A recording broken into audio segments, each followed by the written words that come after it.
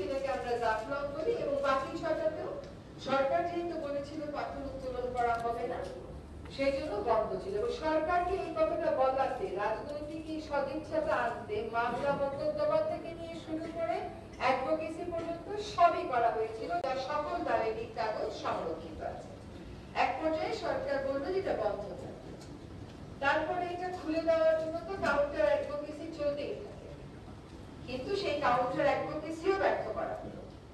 তারপরে হলো আসলো 5ই আগস্ট। এখন 5ই আগস্টের গানে বন্দুক রেখে বলা হচ্ছে 5ই আগস্টের পর থেকে সবকিছু হচ্ছে। কতগুলো সহজ ইকোনমিক ক্যালকুলেশন দেখেন। কোন কোন পত্রিকায় বলা হচ্ছে 232 কোটি টাকার পাথর, কোন পত্রিকায় বলা হচ্ছে 300 কোটি টাকার পাথর। সিলেটের পাথর মহলগুলো ইজারা দিয়ে, সিলেটের পাথর মহলগুলো ইজারা দিয়ে 5 বছরে 2014 থেকে 19-এ সরকার কত কোটি টাকা পেয়েছিল একটু খোঁজ করবেন। 5 বছরে সরকার 40 কোটি মতো টাকা পেয়েছিল। আর প্রশাসন থেকে বলা হচ্ছে 3 বছরের মধ্যেই, 3 দিনের মধ্যে, 5 থেকে 8 আগস্টের মধ্যে নাকি সকল পাথর লুটপাট হয়ে গেছে।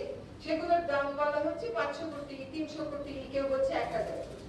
তাহলে ওই 5 বছরে সরকারের যে রাজস্ব আদায়, এটা কি কোনো যুক্তিতে টিকে? আপনি 5 বছরে রাজস্ব পেলেন 40 কোটি মতো, তাহলে বছরে কত করে পেলেন? 10 কোটি।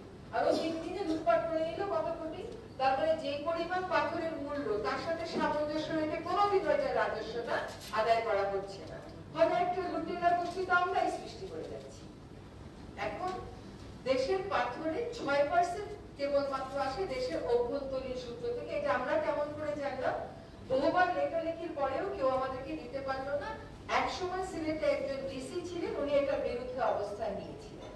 উনি, ওই যে বললাম, রাজনৈতিক সদিচ্ছা এবং প্রশাসনিক সমর্থন, তিনি লিখেছিলেন দেশের মোট পাথরের চাহিদার মাত্র 6% আসে আমার এখান থেকে। তাহলে বাকি 94% যখন আমি বিভিন্ন দেশ থেকে আমদানি করি, এইটুকু কেন আমি আমদানি করে এই 6টা জায়গা আমি রক্ষা করতে পারলাম না? কেন আজ পর্যন্ত একটা ট্যুরিজম মাস্টার প্ল্যান হলো না এই 6টা পাথর মহল নিয়ে?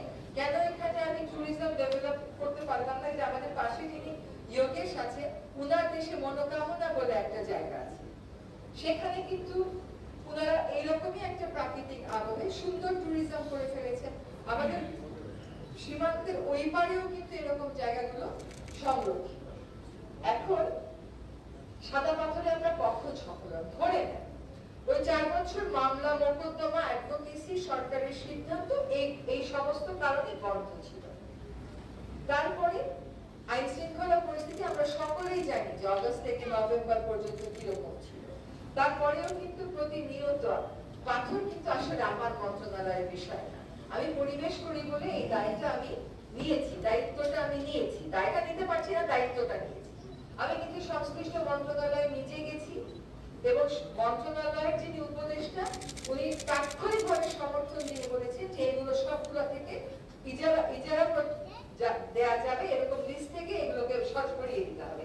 এগুলো আমাদের সংরক্ষণ করতে হবে, কারণ প্রত্যেকেরই তো, আমার প্রজন্ম তার আগের প্রজন্মের প্রত্যেকেরই জাফলংয়ের সাথে একটা স্মৃতি আছে। ওদের চোখের সামনে ভাবে করে ধ্বংস হয়ে যাবে কয়েকটা পাথর ব্যবসায়ীর সাথে, তো আমরা কোনোভাবেই মানব না। তো পাথর ব্যবসায়ীরা যাটা মন্তব্য শুরু করলো সামাজিক যোগাযোগ মাধ্যমে, সেটা কোনো বিষয় না।